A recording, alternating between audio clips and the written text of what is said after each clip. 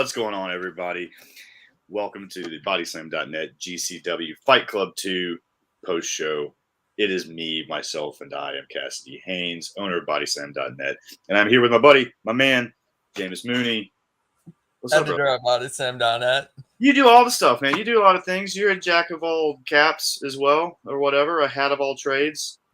I'm more of a dog guy, so. Yeah. Yeah, man. Apparently that beat, people are liking the beat, man. The boom says it's them vibes, bro. I get it. I'm tracking it, brother. I liked it too.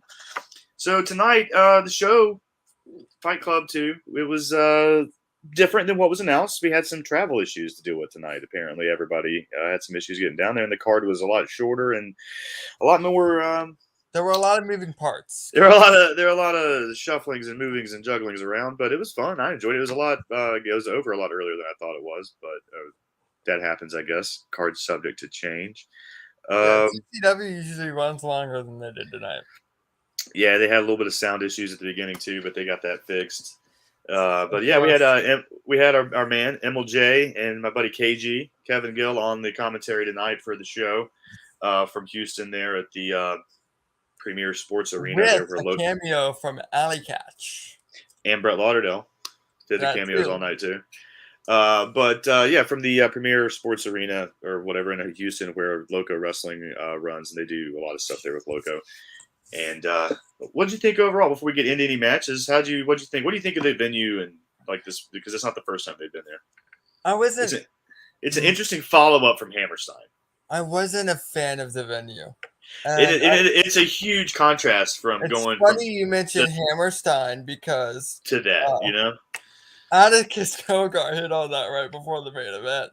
We'll talk about that later, but yeah, heel always has a stride of truth and everything he says that makes you not want to root for him, but makes you go. We'll touch on that. Right. We'll circle with that later. We don't need to do that twice. So for me, it was. As GCW progresses and does more venues, I always like that they do cool different venues. Like when the Collective last year, I thought the Cuban Club as a fan was dreadful in the Florida heat. But when I went back and watched it as somebody from home, after the 6 or 7 shows I did as a fan, I thought the venue came across really cool. I like that GCW runs different venues and it always looks unique. And with their progress, I'm expecting more of that.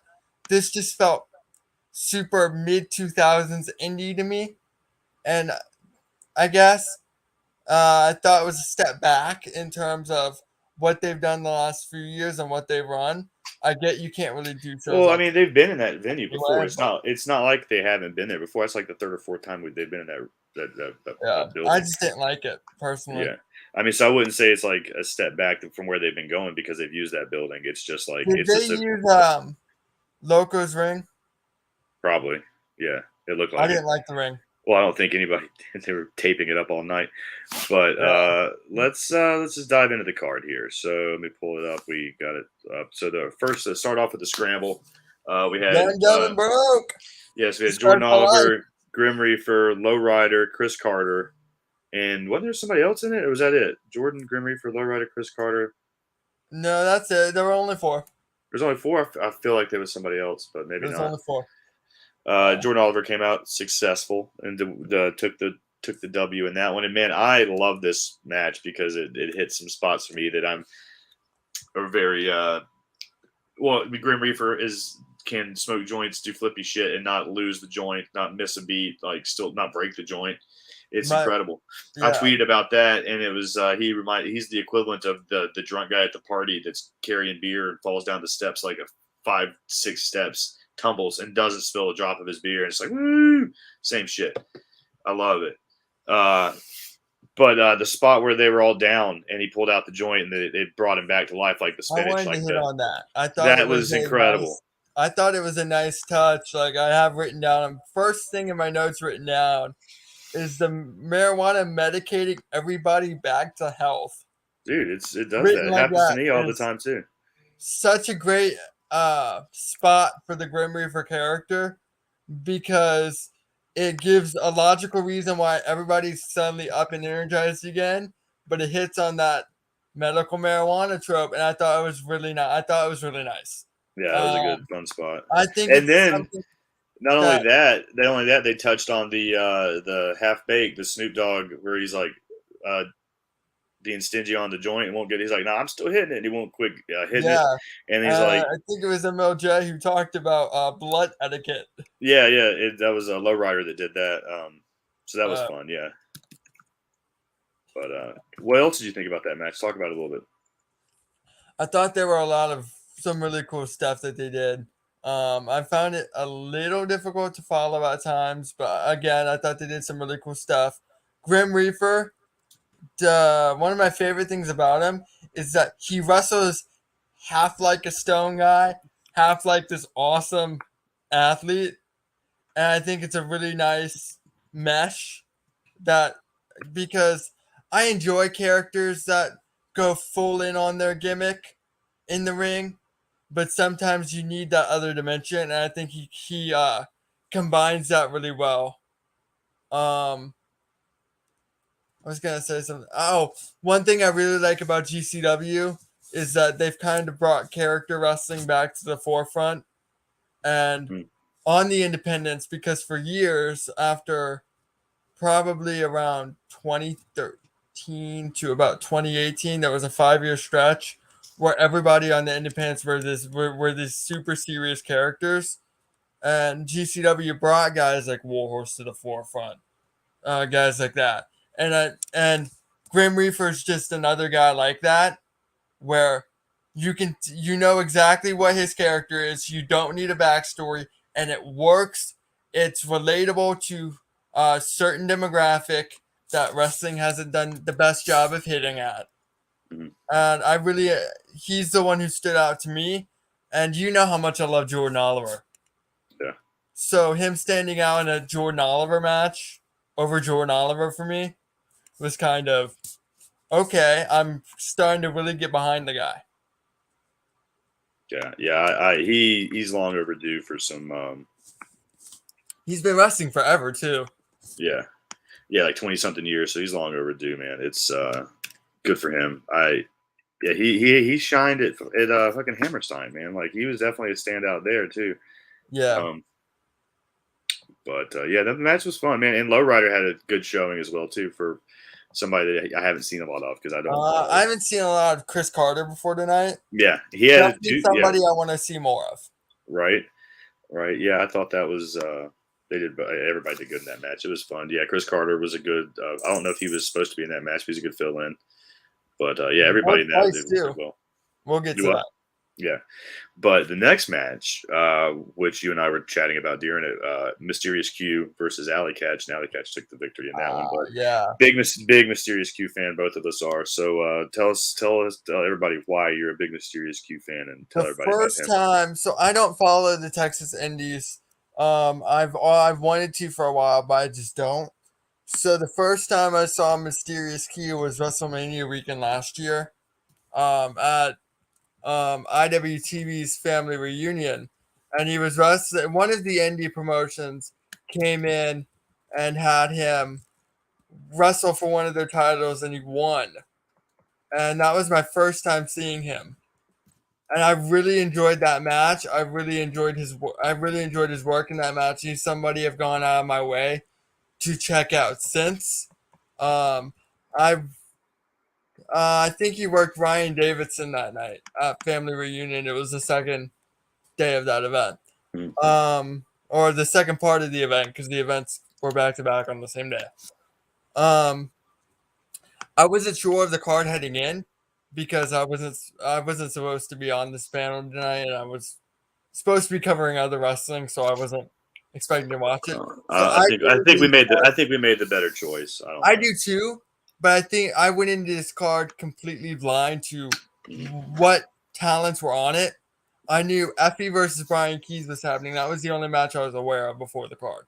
Yeah, and then we saw the changes that were happening in the AJ wasn't making it and all that stuff. So I wasn't expecting Mysterious Q. So I was pleasantly surprised. I guess he was hanging out in Houston. I guess he had the night off in Houston since he's a Houston guy, you know. Yeah. So And then he worked Allie. I'm like, oh, this is gonna be good because Allie Catch is the best female wrestler on the independents. I don't think it's close. And there are nice contrasts and styles. There was a lot that I liked about the match. Let me see if I sent you a couple notes. One thing I really liked now that I'm thinking about it is the superplex spot.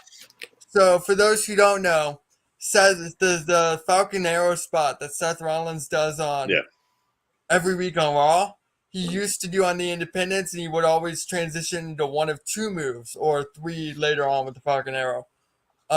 He'd either do the paroxysm, which is an inverted back DDT similar to what Balor does, but not quite the same.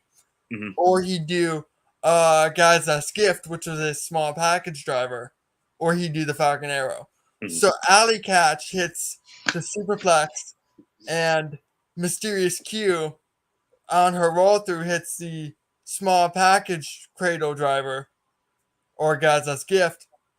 And I texted this to you specifically because of what MLJ said. He's like, he mentioned that he hadn't seen anybody do that since Tyler Black, and the moment I saw the spot, I knew that was a Tyler Black spot.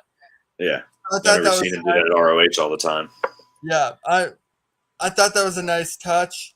I thought MLJ knew exactly what to call out. I thought the match was really fun. It was nice to see them call back the history of Alley Catch in Texas. Mm-hmm. She is a Texas performer, even though she doesn't work for Loco, the Houston or Texas-based promotion, and all that stuff. And I thought they worked stiff. Everything about the match was a lot of fun.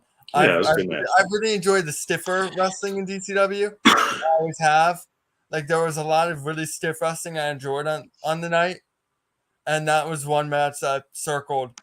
This was fun. It was brutal.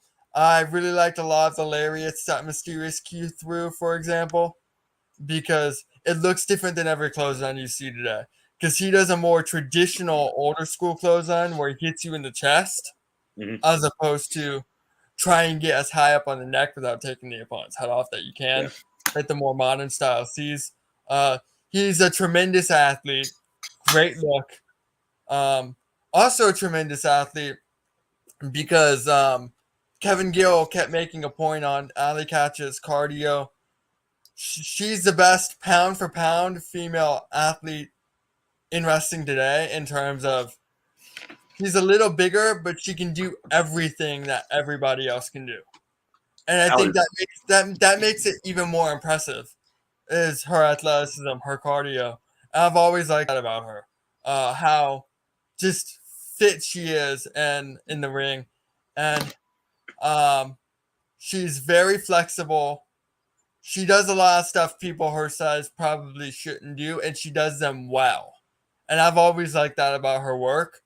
But since they made a point on commentary to bring that up tonight, I'm definitely hitting on that. Not something I'm going to talk about. I think she's fantastic. I think she's incredible. I'm not commenting on anybody's size or weight because I'll get taken the wrong way. I think Allie's fantastic. Now let's just where I lost my results. But that was a great match, and it was a good follow up from her Hammerstein match too. I don't know who she was. I forgot who she was supposed to originally face on I can look it up real quick. It was AJ, wasn't it? Again, like I said, I was going into the card blind. So. I think it was AJ, and AJ couldn't make it. I think he either got. I knew stuck. AJ Gray was pulled. He wasn't pulled. He got stuck because of snow. He got stuck either in Nashville or. It looks like she was in the All-Star Scramble match alongside Matthew Justice, Jimmy Lloyd, Alley Catch, Grim Reaper, and Jordan Oliver and Chris Carter were originally in the opening Scramble. And then they made that a four-way when Justice and Gray couldn't make it. And they put her versus Mysterious Q. Makes sense. I guess AJ and her might be tomorrow because I know that's booked for somewhere, or maybe it's LA. I saw that's one of those matches. But anyway, next matchup was Nick Wayne, which good to see Nick Wayne wrestle. We didn't get to see him at Hammerstein for reasons. Against Ninja Mac. Great showing by both guys. Ninja Mac came out victorious before he takes on. When does he leave for Noah? Do you know off the top of your head by any chance? I do not. Yeah, me either. This match personally wasn't quite my cup of tea. I think I hit on this on the New Year's show that stuff like this isn't my cup of tea. But one thing I do like about GCW, and especially matches like this in GCW, is that it reminds me of an old ECW show. For every hardcore match you had, for every Mike Awesome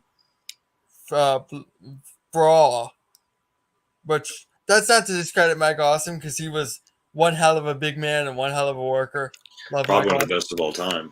Like for that size, he's 7 foot tall and did shit that like luchadors could do. He was Brian Cage but you also had, for every Sabu, I should say, you had Eddie Guerrero versus Dean Malenko, or Rey Mysterio versus Juventud, something like that. Super crazy Jerry Lynn. Tajiri, super crazy. Yeah, is a great example. Yeah, but ECW did an excellent job in the 90s of having the most diverse card and something for everybody. And it's nights like this and matches like that that remind me that GCW is a modern version of that and that style of promoting a card. And I think that's great. And Nick Wayne's 17. Oh, Nick Wayne is one of the most fundamentally sound 17-year-olds I've ever seen. Is he 17 now? He was 16 at one point, but I think he's 17 now. You just said 17, so I went with 17. Yeah, he's in that wheelhouse. He's in that ballpark. But yeah, that match was good for what it was. Like you said, it's not everybody's thing, but that I enjoyed it. I thought I had fun with it. I like those guys. They're two of the homies.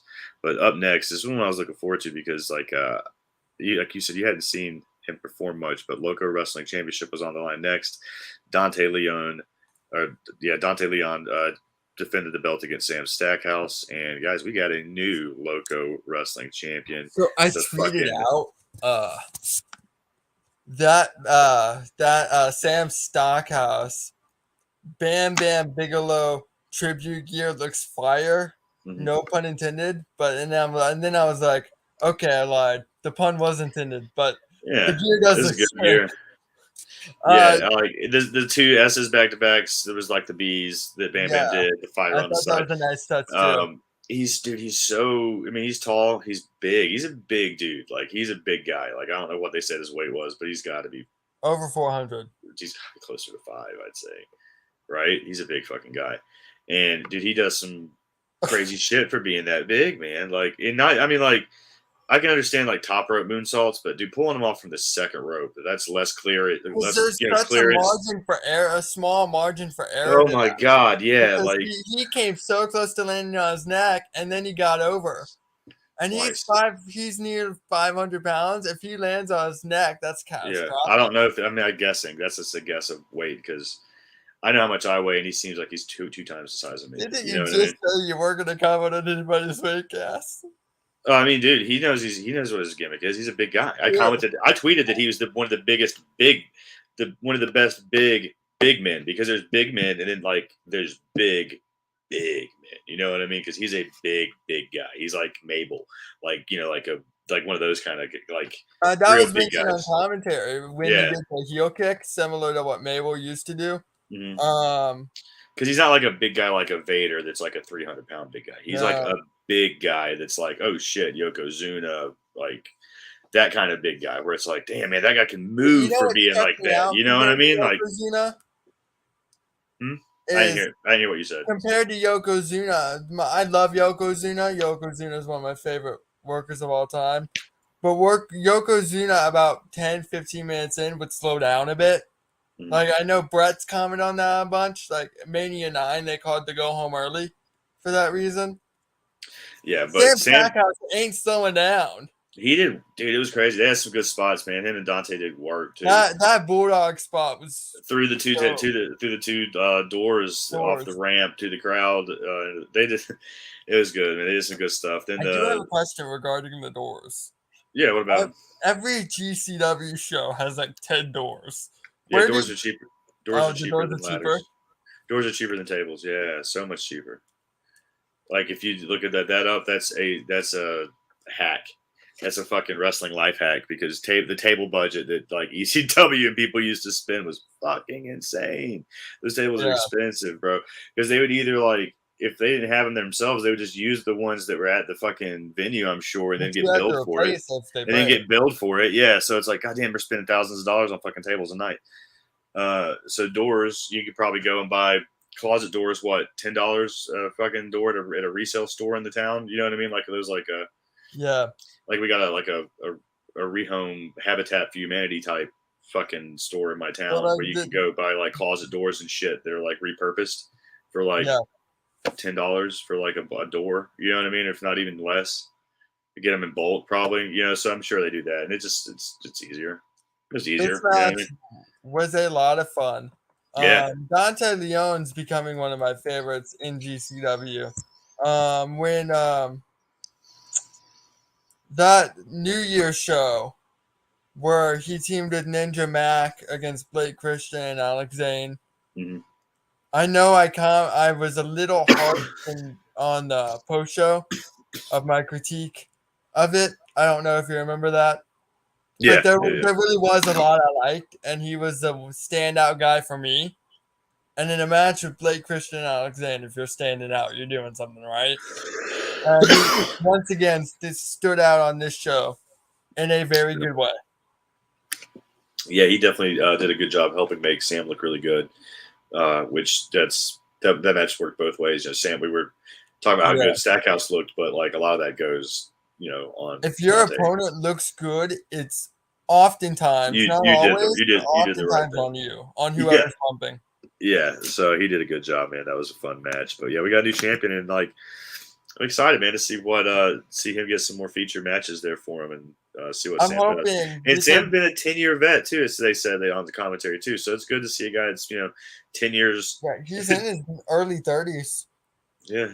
So I'm interested to see if they bring him in for more GCW shows because the title he won is obviously a local. They had him at Hammerstein, man. He was at Hammerstein. He got involved in the Matt Cardona and Joey Janela. That is true. Swoggle debacle, but yeah. So I mean, I expect to see more. They put him kind of burned that out of my brain. Yeah, but the next match we got Gino Medina versus the star of the night, my man Atticus fucking Kogar. Atticus Kogar is before we move, my one critique of the Sam Stackhouse match was I really like the Poison Rana spot. Like, dude, I thought that was cool. Holy shit. When I loved, and this is something that stood out to me about how good Dante Leon is. I love that he sold his knees and worked that as part of the story. Like, I really like that. Mm-hmm. The one thing I would have changed about that match is that was right before the finish, right? Yeah, it was right there towards the end, yeah. He then jumped on the second turnbuckle and was caught into a slam, and I think that was it. What I would have done there... No, the finish was when Sam Stackhouse put Dante on the door on the two chairs in the ring and did a moonsault through second rope moonsault through the doors. This was in the third act right before the finish. Yeah. So what I would have started taking it home. The one thing I would have done differently was I would have had Dante Leon, when he landed on the second turnbuckle, hesitate, kind of like the knee buckling, so that when he was caught, it gave Stackhouse time to recover. You know, that was my one critique of the match. Like, I thought that would have been perfect, concise storytelling at that point, but those guys did a tremendous job. Yeah. But up next, Atticus Kogar and Gino Medina. And dude, Atticus, star of the night, baby. 440, bitch. That dude has money written all over him. I'm surprised nobody's like foaming at the mouth signing him right now. He's a fit for any company, any major company in the world right now. I think he's a fit. He has when he's on screen, you're compelled to watch Atticus Kogar. Yeah, he has a captivating presence. He knows how to sell himself. He knows how to talk. He knows how to get the audience invested in every word he says. But he can also work with anybody, and that's he's you love it. The crowd loves to hate him, and it's fun. He's such a good heel. Definitely, like it gets overused of the young pillars or whatever, but dude, he's definitely a foundation, a cornerstone. It's hard to find a good heel in wrestling nowadays because you get most heels are guys you either are cool heels that you either cheer for even though they're heels, or they're Baron Corbin and you're turning off the TV because you don't want him on your TV, not because you don't hate him because you want to see him get his ass kicked. You hate him because you're bored of him. Mm-hmm. You know, and it's hard to find an actual heel where you want to see him get his comeuppance so badly. And there's 2 examples of that in wrestling right now, and one of them is Atticus Cogar. And I think that's such a tremendous. That's the biggest compliment that I could ever give the guy. His job as a heel is to make me want to see the face beat the shit out of him, and every time I see him, I want to see the face beat the shit out of him. I'm invested in what he's doing, even though I don't like him, and that's what a heel is supposed to do. Yeah, but let's talk about the match. I mean, what did you think of Gino Medina? Did you see much of him? I have seen much of him. He's another one of those Houston guys, right? Isn't he one of those reality of wrestling, like Mysterious Q? And he's also the son of one of the older luchadors. I forget which one. But he's really good. I think his dad's El Sanguinario. I may be wrong on that. But yeah, Atticus picked up the win. I don't remember how the finish came. Like I texted you this spot, and you're like, it's something that happens a lot of Atticus Cogar matches. One of my least favorite tropes in wrestling is when somebody's taking a move on the floor. It's so obvious they're waiting for the guy to hit the spot. So when Atticus moved from the plancha and causing Gino to have to go outside and do a torpedo El Generico style suicide dive, Atticus wasn't looking at him until the very last second where he had he was engaged with the front row talking shit to some fan and then just like turned around at the last second like right into it. So the really cool spot that usually gets telegraphed was not telegraphed at all, and suddenly I was so much more invested in such a simple spot. And again, it goes back to how good Atticus Cogar is, but anybody that can jump through the second and third turnbuckles on cue like that, or top and second turnbuckle on cue like that, is a freak athlete because, again, such a slim margin for error, and it just looked so smooth. You had to launch yourself high, trajectory wise, speed. Like there's a lot of physics and whatever the math is involved in that. I can't fucking But that was a really good match. Again, I like that GCW is a diverse. Like you don't see the same match twice, and too often. And as much as I love modern wrestling. Too often in modern wrestling, you'll watch a show and there's 3 matches back to back that tell the exact same story. GCW is really good at not falling into that trap with how they spread out their card. And this was a very nice change of pace from the match before it, which was David Goliath story. And then the match before that, which was two guys just doing some really cool athletic stuff. But and then that's a good, and like you said, it's like everything's different. So that's a good match to have before you put the next one, which was it was a very traditional match. And the next matchup was fucking stiff, which was Brian Keith. I said that to you too. Yeah, dude. And Brian Keith versus Effie, the new Star Wars Rat Tail variant of Effie. He's so good at finding different things to take and add to his character. Yeah, dude. He had the Padawan Anakin fucking rat tail, bro. That's maybe. Do you know how much that adds? like that's a cheat code. Do you know how many attribute points that adds just on its own? It's like plus 500 speed, like plus 500 agility, plus 500 power, plus 500 charisma. What else is it at? I gotta look it up, but like it's ridiculous. Maybe his Gatanic Panic partner Danhausen, but other than that, I can't think of a wrestler that promotes himself in wrestling today better than Effie. Yeah, I don't think there's a single one.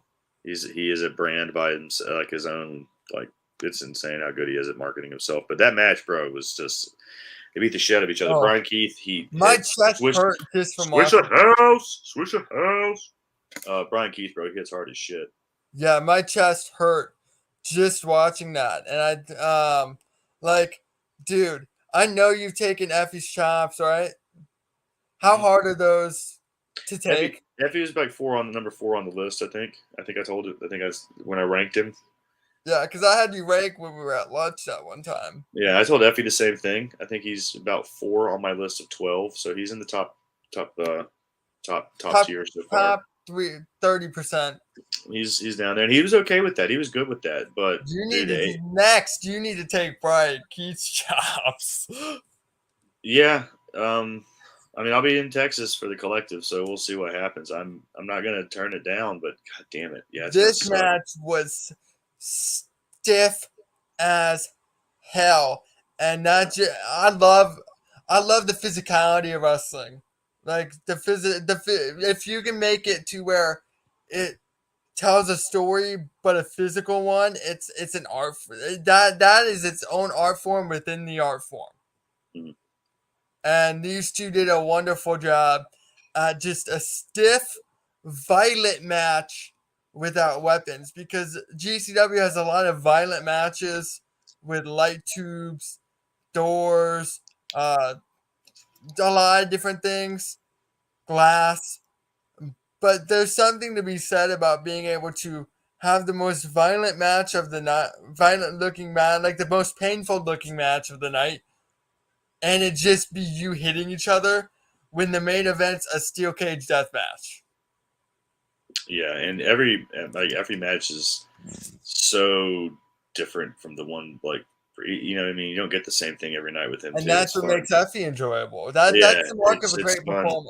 It's really fun to see what you're going to get, and that was he just went to fucking war, man. Stood toe to toe. They beat the shit out of each other in Texas tonight. It's the fucking Force. The Force was strong with Effie. I tweeted it out. He retweeted it, man. He was like, Cassidy knows Force is strong with Effie. His sneaky finish too. It's a real, like, all that brutal physicality, and then just a sneaky roll up or something for the finish. I don't remember how it happened, but it was something awesome like that. I love that kind of shit too, where it's just like, gotcha, bitch, and it's just a quick, gotcha finish like that. Those are fun. Yeah, especially a spot like that when Keith's going for a power bomb or something like that, Yeah, something happened and he just snuck a roll up. It's much different than the usual roll up finish setup, which is always nice. Yeah. I'm going to take this little plug-in right now. Guys, if you haven't, subscribe to the YouTube channel. Give us some follow, subscribe there. Like this video, of course. It always helps us out. Leave some comments. Join us in the chat. You can go to slamchats.com also. Get some slam chats in there. Donate if you want to donate some money. But you can also do the super chat gimmick, I think, through that. But, man. It's at Pro Wrestling Tees. We got Pro Wrestling Tees. If you want to do some Pro Wrestling Tees, we got some shirts. We got some fun shirts. I really like our shirts, so you guys should check that out as well. But, yeah, we got a Twitch channel. Give us a follow on Twitch. It's twitch.tv/BODYSLAMnet. So, yeah, follow us on all our gimmicks, and, of course, give both of us a follow. You can see our ats in our nameplates. Yeah, man. I probably need to follow more than he does, so be a little generous with me. I'm the better follow. Don't listen to him, man. Look at this guy. He's probably right. I just post pictures of my animals. You fucking shill talking about Todd Helton in the Hall of Fame. You're right. He should be in the Hall of Fame. Dale Murphy or bust. Dale Murphy should be in the Hall of Fame too, but Dale Murphy's not on the ballot. I know, and I don't even want to talk about it. We're not going to see. We're talking. This is an all baseball podcast now. That'll be a Twitch exclusive. Okay, so since If you want to hear me talk about baseball more, we'll do listen that to on the Twitch. interview upcoming with Carl Fredericks. We'll do this on Twitch. We'll do that. There'll be some Twitch exclusives we run. We'll do some body slam stuff on that. But anyway, going into the co-main event of the night, we had the debut of Mascara Dorado, the former Gran Metalik. Gringo Loco, ASF, and Blake Christian in a is that four of them? Four-way match. There's 4. And man, those guys were fucking awesome in the ring together. The chemistry was great. It was similar to the opening match, but I thought it was better. Yeah, and I tweeted about this like when I interviewed Gringo and ASF before Hammerstein. They both ASF talked about the chemistry between the two and how they found each other in Mexico, I think, wrestling, and that's the first time they worked together was when they were, I think, in CMLL. I think he was training there, and Gringo was there, and part of that, and just how they clicked. And he said he wanted to wrestle him forever. He was like, I just want to wrestle him my entire life. And like you can just see the chemistry, how smooth those two guys are. And just hearing those two interviews, it's just good. I think everybody should go back and listen to those. Those are on our YouTube channel. If you go to the playlist or go to our previous videos or go to our audio files. We're on all of our audio platforms too. We're on like 25, I think, different audio platforms for your podcast. So wherever Spotify, Apple, Google, TuneIn, Stitcher, Overcast, Breaker, you name it. If you're in India, by the way, shout out to all our India listeners right now because we're got on some India podcast platforms and getting a pretty good Indian following. So thanks, guys. Appreciate all the love over there. But hey, can I give a shout out real quick? I guess. To the person who just messaged me, I'd follow for pets alone. Thank you.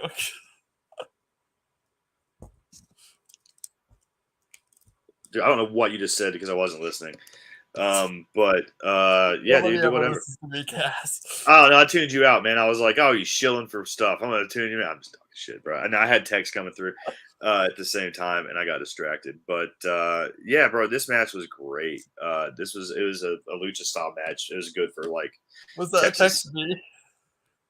No, I got 3 at once. Yeah, it was you, Masha, and my friend that's getting dropped off from the bar down the street. So my dogs are probably about to go fucking shithouse here in a second, making noise, and it's just going to be another day at the Cassidy household of 3 a.m. dog nonsense. But this was the co-main event, and I don't know if this was even the original match plan because I think they shuffled some stuff around here. It feels like I thought the match was a lot of fun. It was a lot of fun, but yeah, everybody, like I was saying, everybody should check out those interviews that we did before we get too carried away with Gringo and ASF because, like I said, I think it really kind of shows their history together in this match, knowing how they've had previous before. If you listen to them talk, you're like, oh man, you can just see it in. I don't know. They're just really smooth together, and they're just awesome to watch. And knowing the history they've had of working together from their training in Mexico all the way up through this, and just I want to see that. I agree with ASF. I want to see him wrestle forever too, man. And you put those guys in matches forever, and it'll be fucking great. That can be your super crazy Tajiri, your whatever like kind of rivalry feud. You know what I mean? Or the Psychosis Juventud in ECW that they used to do. You know what I mean? Where you just put 2 lucha rivals against each other. Can I make a really obscure feud reference here? Of course. That's what we do here. Paul London, Akio Velocity. Hold on. Timeout. I put you on timeout. All right, you're back. All right. You got timeouted. Got rid of you. I don't even know what you said, but I heard Paul London. I timeouted you, I think. Did you call Paul London to me? Anyway, this match was fun. Blake Christian got the win. Stood out as a star to me. And of course, dude, he has turned it up since he came back, bro. Since he came back from NXT. One thing about, and I give the Performance Center a lot of flack, and I think it has a lot of inherent flaws. But one thing Performance Center does work, man. It tightens everybody's game up. But one thing I do like about the Performance Center is if you have that experience that most PC recruits don't, you're going to be one of the better workers because you have the experience from around the world and you've picked up all these different styles, and now you've learned how to weave them a certain way. Performance Center does a great job working on fundamentals. Blake Christian's footwork is some of the best footwork I've seen in wrestling. Yeah. And it was already good before, but it's the fundamentals like that are on a completely different level after his work in the performance center. Not only that, it's just they do a good job of helping you. What's the word I'm looking for? When to like turn it on, when to show your intensity, when to like, range of motion. Tell the story, the range of emotion, and the range of just like to make so it's not just like full throttle 100% the whole time. There's like ups and downs and peaks and valleys, and this match goes somewhere and it tells something. And this does such a good job of it being more fluid and just having just the little things, facial expressions, selling things, just making the match not have dead down spots, and just like you say, not waiting to catch somebody as easy as often, and just doing something to kill time so it doesn't look so obvious that you're just sitting there waiting on somebody to climb the rope. And of course, little things like that. Mascara Dorado's another guy who's had extensive work in the on the worldwide scale as well, and on the main roster, not just at the performance center. And you can tell which books he's tightened compared to his last run before joining WWE, and he was really good before joining WWE too. But you could also tell that he was not used to working in a ring that wasn't 20 by 20 and like the best ring money could buy. Because he got on those ropes, it's like, oh shit, the ropes. He almost lost his balance, and I've never seen him lose. I could almost see his face through the mask. You could almost see his eyes and mouth go, oh shit, like, oh god, these ropes are not WWE ropes. No, not at all, bro. Grand Metalik's gotten so used, or Mascara Dorado has gotten so used to how tight WWE's ropes are. That cables like that they used in the ring tonight that are a bit looser are just such a different. I think AJ Styles commented on it when he joined WWE, how he had to adjust to how tight the ropes were. So leaving WWE, you have to readjust to how loose the ropes are going to be.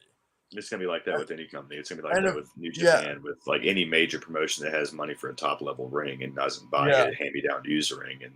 And the middle rope, because he used the middle rope for that spin move he does.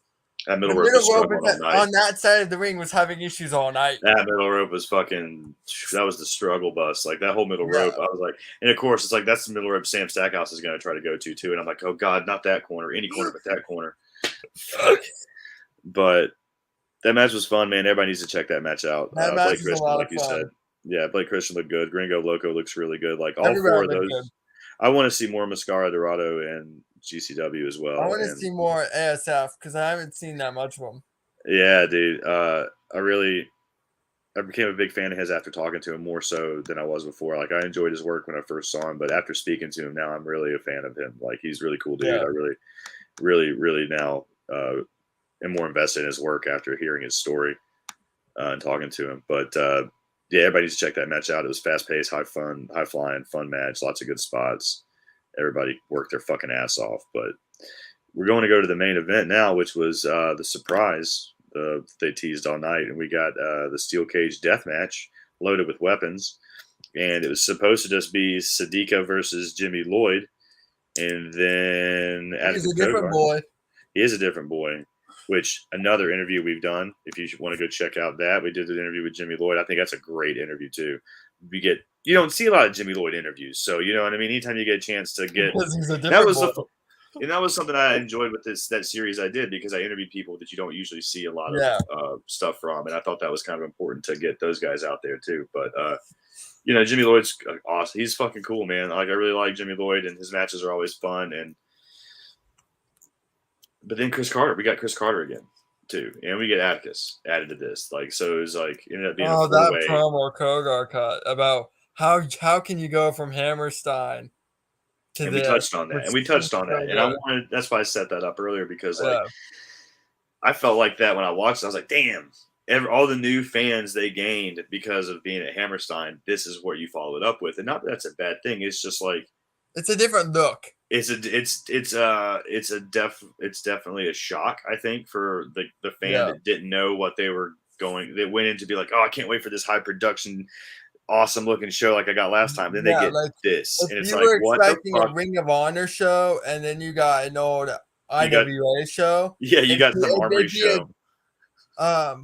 It doesn't mean it's not knocking the quality. It's just a different feel. It's a different look. It's a different feel. It does not change any of the content and yeah. the product that they put out into the ring, but definitely a visual. Really good. It's a visual. What the fuck compared to what everybody got last 2 weeks ago, and yeah. I like Atticus touched on. Like, damn, let's make this an actual main event. I guess since you're gonna not. I mean, travel and issues, but like he's gonna pull double duty. So did Chris Carter, and like you said, you want to see more of him, and boom, there you go. He jumped from the fucking ceiling like a goddamn Spiderman. Oh, the nastiest thing about that match was that light tube Sadika shot. Oh, which one? That was a lot of light tube Sadika shots. That is a very good point. You said it. I'm like, oh, that one. I'm like, wait a minute. I don't know which one you're fucking talking about. Because are you talking about the one she took, the one she gave? The first one she gave. Okay, how's that one any worse than any of the other ones that happened? Like I said, all of them. I was like, God damn, bro. I'm like, all of them. Yeah, dude. Holy shit. How about some of the drop kicks where she like, here, Jimmy Lloyd, put these pretty much light tubes in your chest and face. I'm going to drop kick them into your heart. Those are awesome. Or let me put them in your back, and I'm going to drop kick them into your back. Those were fun. Yeah. That was a fun main event. I was a little I don't think it necessarily needed the Atticus. I'm going to go back to Ohio, but it got a nice pop from the crowd and set up his win. Yeah, and it's also, I think it's more or less his just like, when I say I'm going to fucking do something, I'm going to fucking do it. Like, so mentality. I'm a big 440 fan. Same as your boy, 440. Obviously, Moxley beat Gage, and Gage about a year ago beat Ricky Page for the title. Mm-hmm. So what I want from to set up Moxley Gage, what I want from Moxley's reign is I want him to lose it to Atticus Kogar to set up Kogar versus Ricky Page. And I kind of think they're building to that with how much they're going out of their way to give Kogar every win possible recently. Yeah, I mean, I think they, like you said, there's a lot of moving, shuffling going around to try to like salvage the card as best they could with everybody not being able to make it. And, fuck it, man. Put Atticus over hard. Why not? Yeah, he's definitely the guy you want to put over hard. But he's been being put over everywhere lately. Like at Most Notorious, he beat Matt Justice. At Till Infinity, he beat Everett Connors. He beat Jordan Oliver. Nick Wayne a couple weeks ago. Like he hasn't lost a match in GCW since like probably around September-ish. The last loss was probably to Oliver. I know he and Oliver had a no contest in between that time, but they run a lot of shows, and Atticus Kogar has not been losing. So I do think they're building him up for something bigger. And I hope that's what it is, personally, because I think he's one of the best guys. I think he's a top 3 guy on the independents right now in terms of consistent output and consistent quality. I think he's great at everything.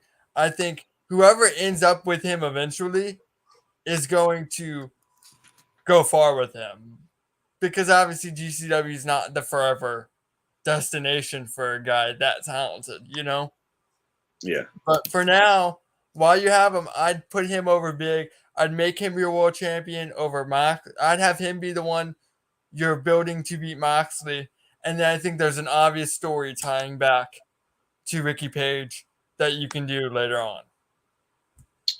Right. Let me pull up the card before we get into to look for tomorrow's card, if I can remember the fucking. Which tomorrow, while you're looking, tomorrow will be our usual panel of Kylie, Mike. I'll be there. And you. Yeah. I think there's somebody else. Am I forgetting anybody? I don't know. I'm doing it. I don't know why anybody's doing a show and not including me, but I'm doing GCW unless I'm out of town. But tomorrow night's card, unless people are out of because of travel issues in Dallas, we get return of Psycho Clown versus W against Gringo. We get Mike Bailey against Jimmy Lloyd. Matt Justice versus John Wayne Murdoch. Jordan Oliver and Nick that's Wayne gonna be versus good. Jordan Oliver and Nick Wayne versus Dante Leon and Ninja Mac. Laredo Kid, Blake Christian. Dr. Wagner Jr. versus Joey Janela, and AJ Gray Alley Catch for the GCW Extreme title. Do we know for a fact that Justice and Gray can get out there? I felt like they might have been stuck in Dallas.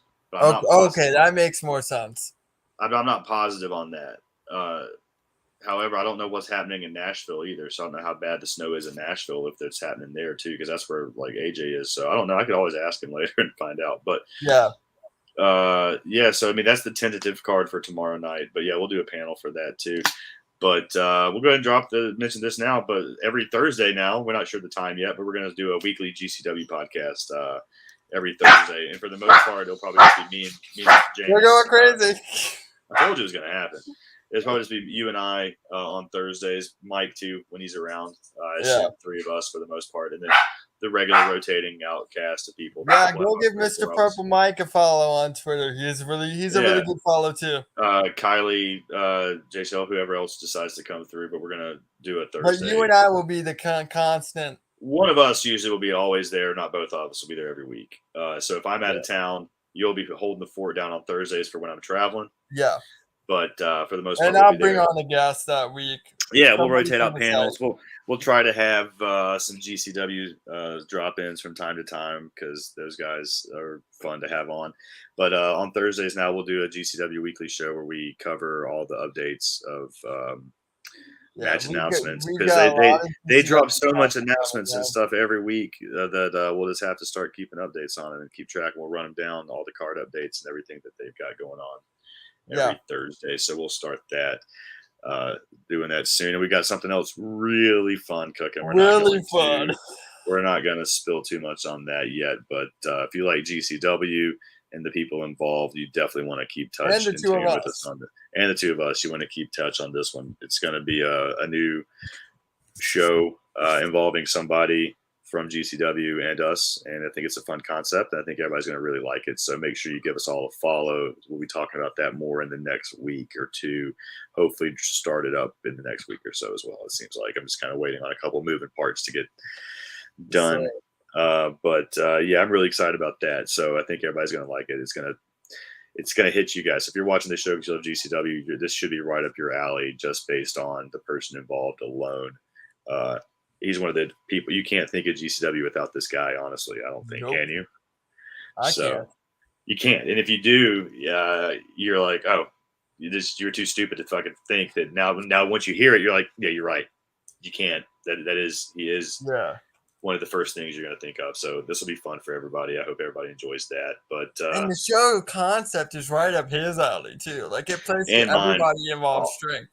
Yeah, so I think it'll be really fun for everybody. Hopefully we'll have more on that in the next week for everybody, so stay tuned there. Guys, you can find us on social media. You can find myself at Casshole with 3 O's, CASSHOOOLE. You guys follow Jameus at the Jameus on Twitter as well.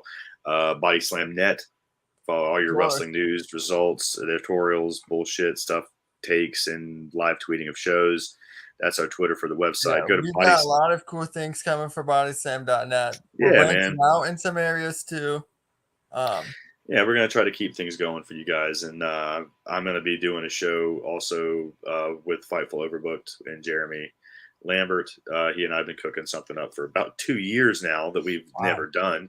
We've talked about this for fucking 2 years, and it's just never happened. We were going to do an episode last week, but I was sick and laid up with my back and stomach issues. So we're glad you're doing better, man. Yeah, I think they're all connected. I think my stomach was fucked up because of my back. The nerve thing, I think they were connected. It kind of felt like it. But I'm good to go now, man. But so I got that coming soon for you guys. So we have a lot of new stuff. We'll be branching out. I'm tomorrow morning, Saturday morning, this morning already. You can find me on Carissa, and I will be Lopez from BODYSLAM will be on the True Heel Heat podcast as part of their Saturday show. We're doing a wrestling draft in the morning, so check that out at 11:05 Saturday morning if you are up late with us. But yeah, man, appreciate everybody tuning in with us tonight, man. You can subscribe to our Twitch channel too. Follow us on there. And Twitch. Of course, I have my Carl Fredericks interview finally drops this week. Yeah, we got that, and we got some more stuff coming too. So yes, keep a lookout for all the good stuff we have for you there. Yeah, guys, appreciate everybody coming in and hanging out with us tonight, man. I guess we're gonna wrap this thing up. Jameis, you got anything else to say before I close this bitch out tonight? That's a no. Good to go. All right, buddy. See you guys. First time Thanks in for my doing life this. I've been able to